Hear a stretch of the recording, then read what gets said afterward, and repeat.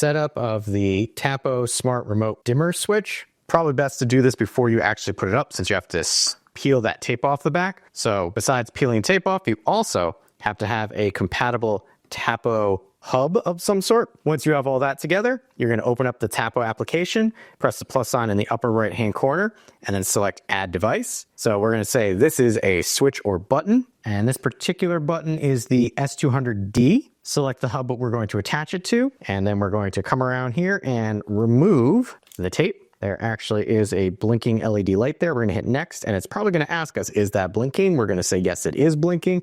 And now it's pairing it to the hub that we have slightly off screen. And there we go, asking us for a name. And I'm just going to call this Tapo Smart Button. And this is going to be located in the basement. And then we can select an icon that we'd like to be associated with this. So we're just gonna make it a fireplace and move on. Tell it to check for firmware.